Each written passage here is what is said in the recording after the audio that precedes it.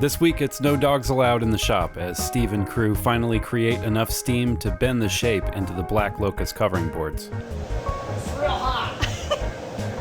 It's a balloon. It looks like a sausage.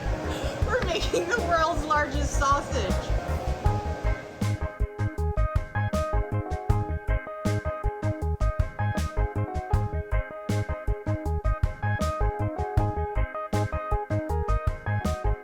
So we're steaming covering boards today, and unfortunately, we are not using one of Andrew's rigs.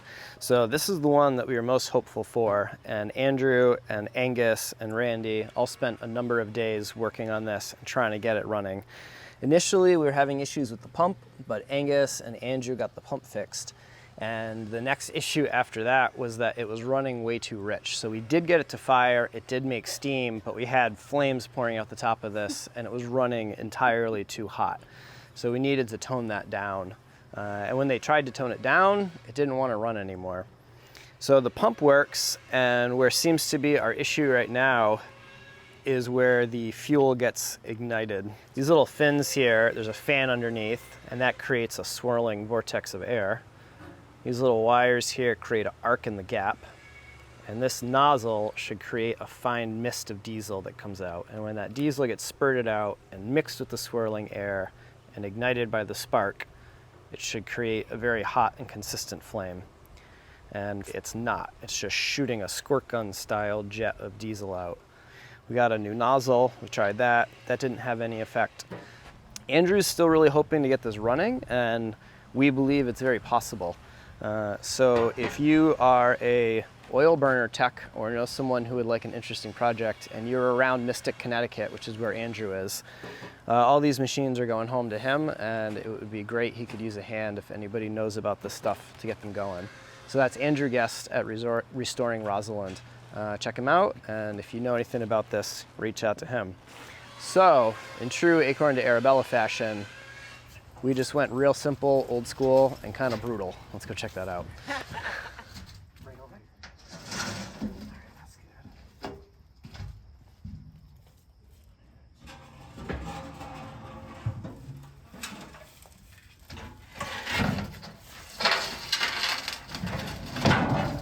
Cool. Now, do you want the chimney there, or do you want to rotate it? Yeah.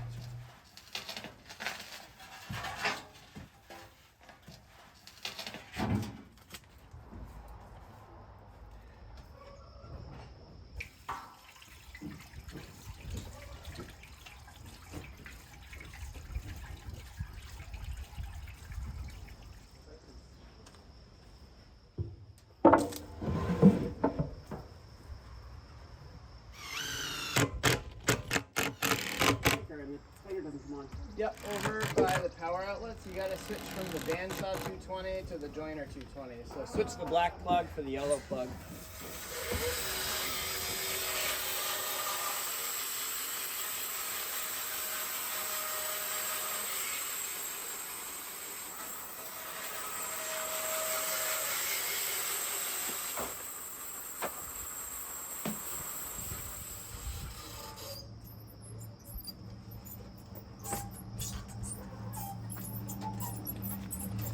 Oh, that's definitely going to be a two-person to lift her up on top, right? Oh yeah. There we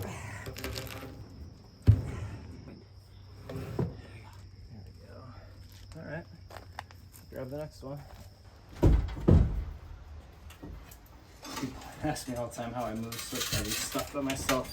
I'm like, usually I just never pick it up. So this is our solution to the fancy old 1950s steamers not working. You notice that we have our internal ballast here. We brought that out, and we're using that to hold the lid down. This is our steamer from doing bent frames, if folks remember. There used to be a big wooden box that went off the back of this that we could stuff all the frames in. And what we've done is made a lid that fits really tightly in there. And we just screwed the threaded pipe here into the lid. And this reduces from 1 1/4 down to 3/4, which is the diameter of our radiator hose here. This doesn't produce as much or as hot a steam as Andrew's rigs would have if we had been successful in getting those going. But with this lax, it makes up in pure simplicity. There is literally nothing to really go wrong here. As long as we capture the steam, it's a big pot of water over a fire. It doesn't really get much simpler than that.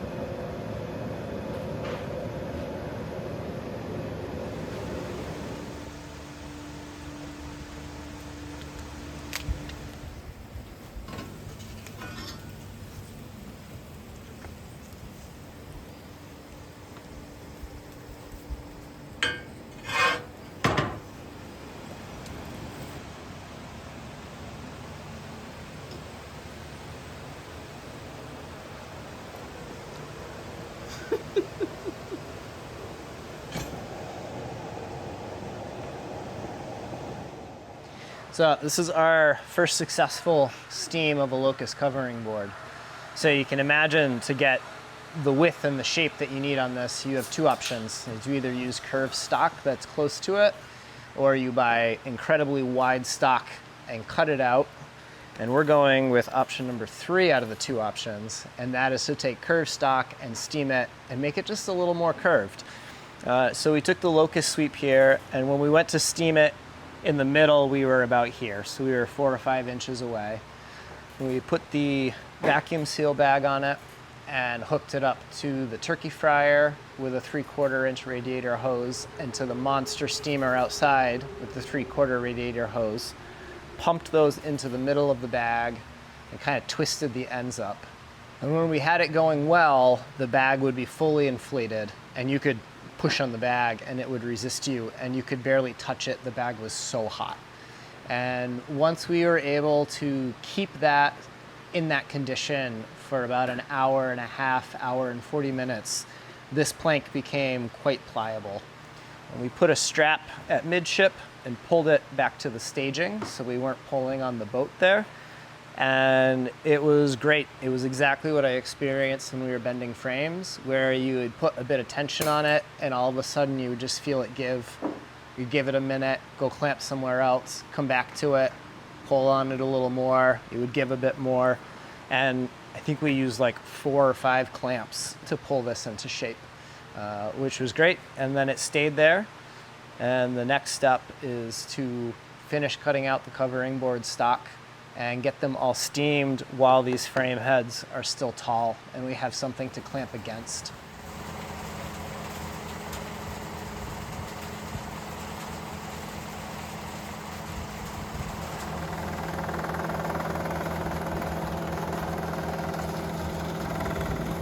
The remaining stock for the locust covering boards needed to come down closer to their 1.5 inch thickness before cutting them out and steaming them to shape. In the meantime, Steve had a visit from D'Angelo Marine Exhaust to go over the next steps for the engine. My name is George Lang. I've been with D'Angelo Marine Exhaust since about June of 2000, so that's 22 years. In that time, I've become one of the leading experts in the world when it comes to exhaust systems, whether it be for a boat like this or for those big, white, pretty mega yachts you see around the Grand Prix at Monaco. So I've had the chance to travel the world to either boat shows or visiting builders everywhere from Dubai to China to Italy and on and on. So we want to keep this short, so I won't keep bragging about me or D'Angelo Marine Exhaust. What I'm proposing is coming off of the outlet, and we're going to go with a dry exhaust. Okay, so if you get that tape measure and go up. Straight up. Right, now to the right. Okay. Go up again. All right. And now make a U-turn. U-turn. There you go. That's what the exhaust is going to look like. All right. Okay. So once we have everything figured out, you're going to put a penetration on the side. And we would put that like somewhere in here? Right around there. Okay. And the reason to go as high as we can, again, is to protect that engine from water intrusion. Okay. As I mentioned, probably the best way to do it, take a little drive to Home Depot, get some PVC, and make a mock-up of what that system is going to look like. Once I have that back in the shop, we'll make a CAD drawing of it with a lot of dimensions. Okay. From there, you look at the drawing and say, hey, George, this is great, but I forgot, I've got a battery box I got to bring up, and I don't have room to do it the way I drew it. Okay. We can keep playing it back and forth until it's just where you want it. Okay. After that, we'll put it in fabrication, and probably 4 to 6 weeks, we'll be ready to ship. Oh, amazing. All right.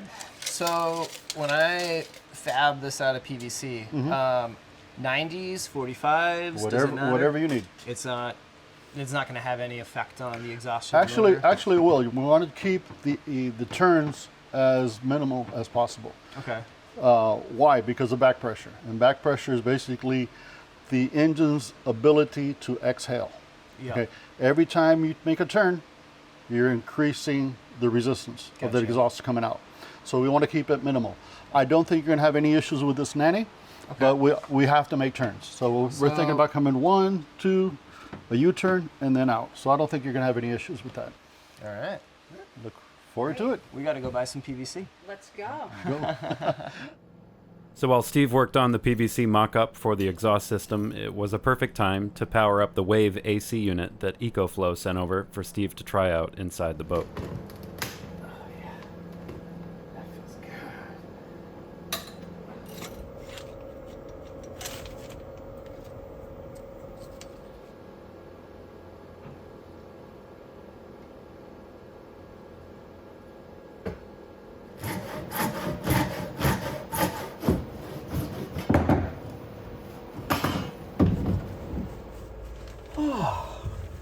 So nice and cool down here. I like this AC. I like it a lot. Summer's here. It's starting to get real hot. And EcoFlow came up with a solution for that. So this is a battery operated air conditioner. It's also 110. So the specs on this bad boy, it's an off-grid air conditioning for small spaces. It provides performance, off-grid, enough runtime to keep you cool for the evening. Obviously, it's portable. Cranks out 4,000 BTUs from an inverter compressor that's working on a very advanced algorithm. It works as well as a wall AC when the room is under 6 square meters and takes 8 minutes to cool that big space from 30 degrees Celsius to 24 Celsius. We work in Fahrenheit. I don't know what that is, but it cools it down. Can also be powered 4 different ways. Its detachable battery can run up to 8 hours, which is about as long as I like to sleep at night. And the whole unit is only 15 kilograms. And honestly, I think this is going to make a huge difference this summer. We're about to put the deck on. We're hoping that'll take us a month, maybe a little bit more, which is going to put us into August, which is our hottest time of year. So when it's 90-something degrees out, the deck will be on. We'll throw a tarp over the housetop if that's not done. We can stick the hose right down below, blast the section of boat that we want to work on in cool air. And what's really cool is it's got a drip hose, so the condensation, we can just send it right over the side of the boat and not have it cause a problem. We can move it to wherever on deck we want to be. So honestly, this is going to translate to more hours this summer here in the boathouse when it's just blistering hot out. And we've got a ton of stuff to do down below. We can run electrical, we can work on more interior stuff while it's just too hot up here to do any other work. So thank you very much, EcoFlow. I'm psyched to put this thing through its paces this summer. And man, this would be one heck of a rig for glamping. Not that we do much of that around here, but I think it'll be handy for work. Crank up the fan. Give it a second to go to space. Come back. There it goes. This is impressive.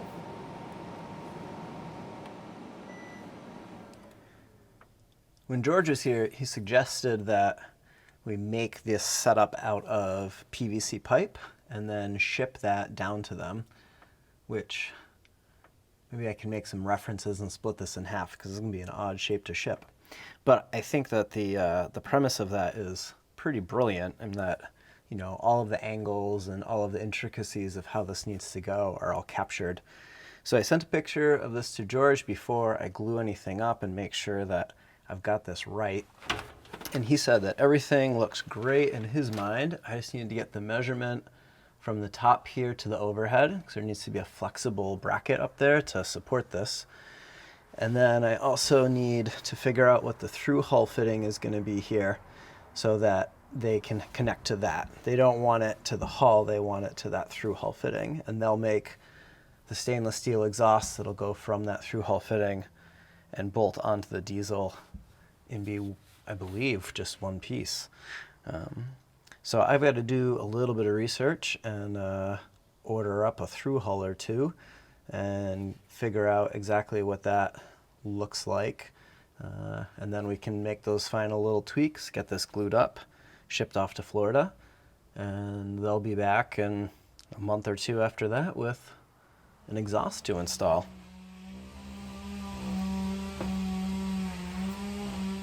After the initial test, a few improvements were made to the big steamer, and a couple days were set aside to bend in the rest of the covering boards.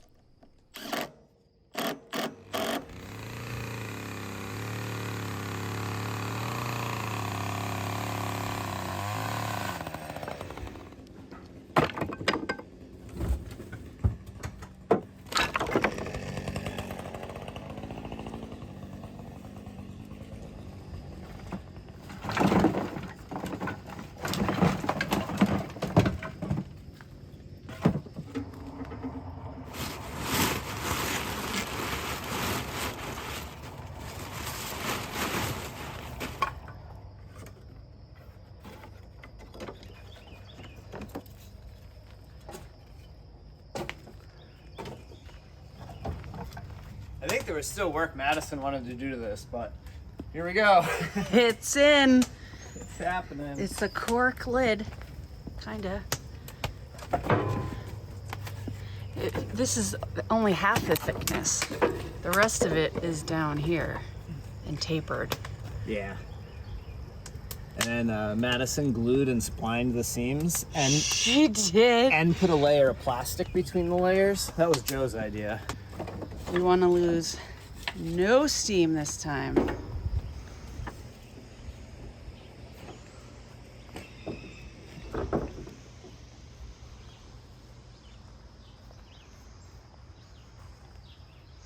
All right, David, so what we're gonna do is we're gonna leave this on edge and we wanna spring out to the sapwood. Okay. Because that's gonna be our nicest wood and farthest away from all the knots. And we wanna get like a nice curve to it following the grain. We'll mark that and we'll make our first cut.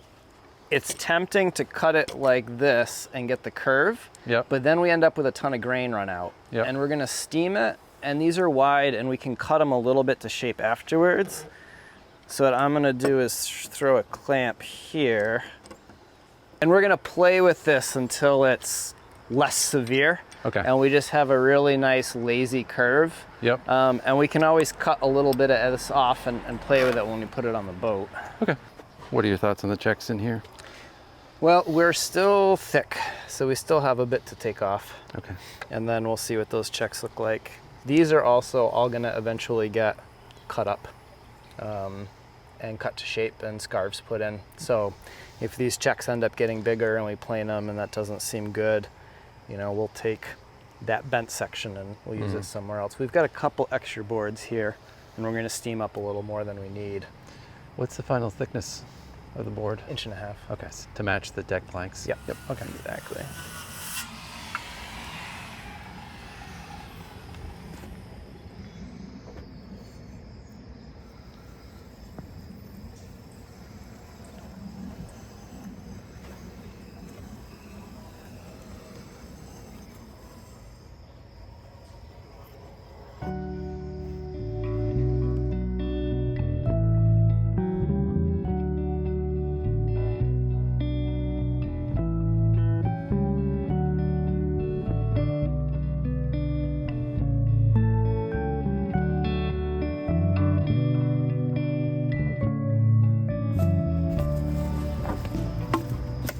But when I cut the locust, I was anticipating deck beams and covering board.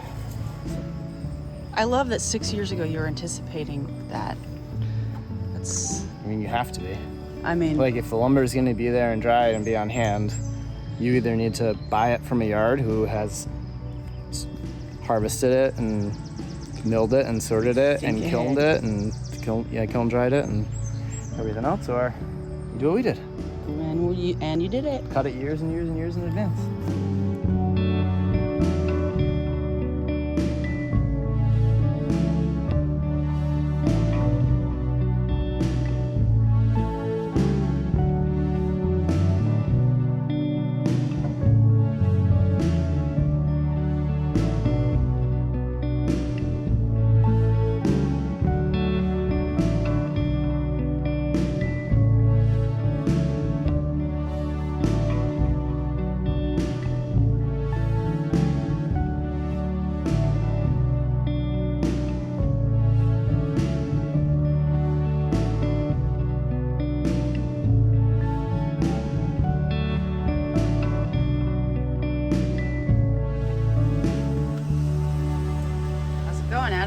It's going. Got a hot fire. So hot I have to stand back here most of the time, but we're just waiting for it to start steaming. Cool. Another improvement made was to put the hoses for the big and small steamer at either end rather than through the bag in the middle.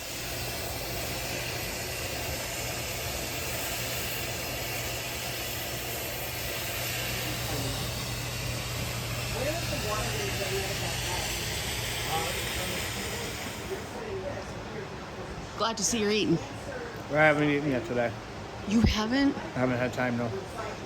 What you got?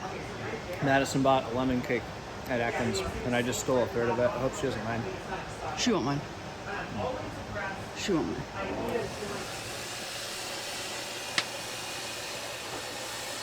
She's pumping steam. She's pumping steam. I might cut a bit of that off. I think it's actually perfect. Doing the deed.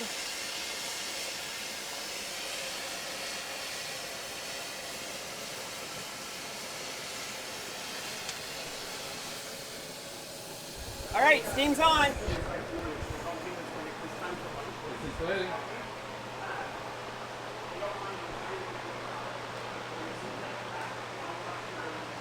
Oh, that's inflating way better and faster than last time. Watch the balloon inflate. Oh, yeah.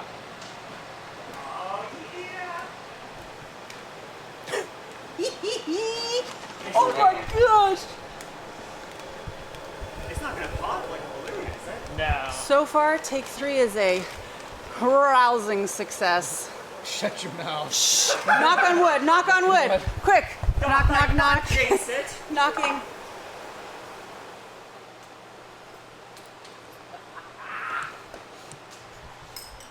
Psych. Pretty chuffed. This is looking good. And I like it that we didn't poke any holes in the bag this way. I think that makes a huge difference. Ready? Yep. Okay. Still inflated? A little more? Okay, yeah, try that. Thank God for the strength of these bags. Yeah, we're testing them for sure. Oops.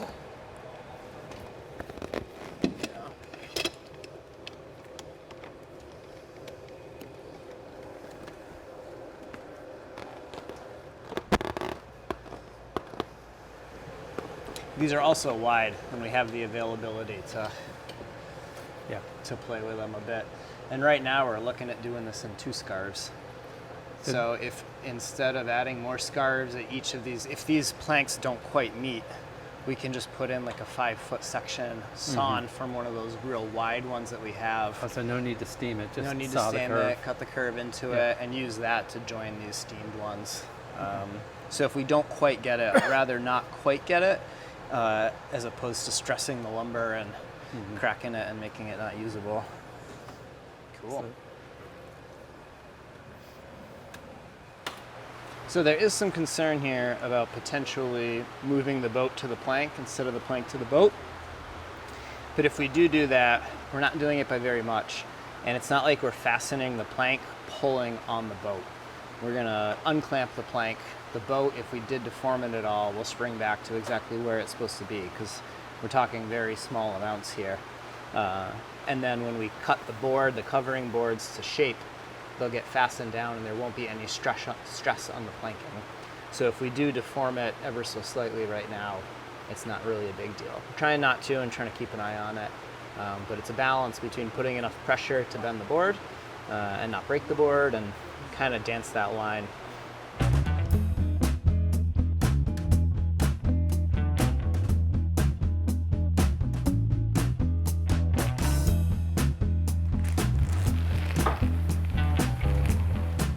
Nope.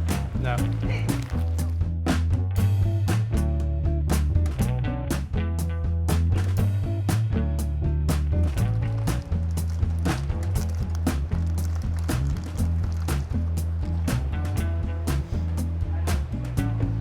We got steam. Water coming down, careful. Water coming down, here it is. A lot of water.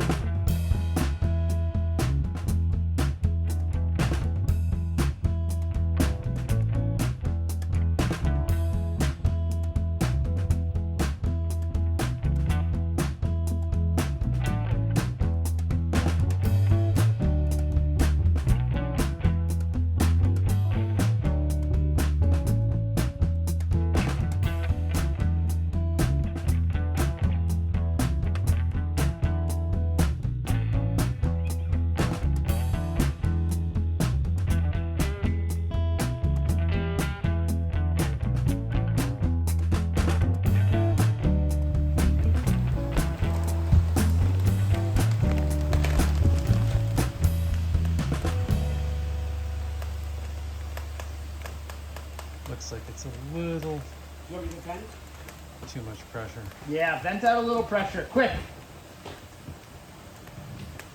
Yep, we just, yep. Okay, Madison, you can turn it off. You can turn the steam off.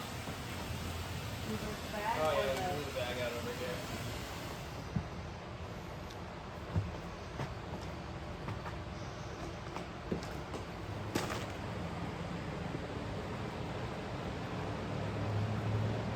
It's a lot of feet of covering boards. Getting there. Getting there.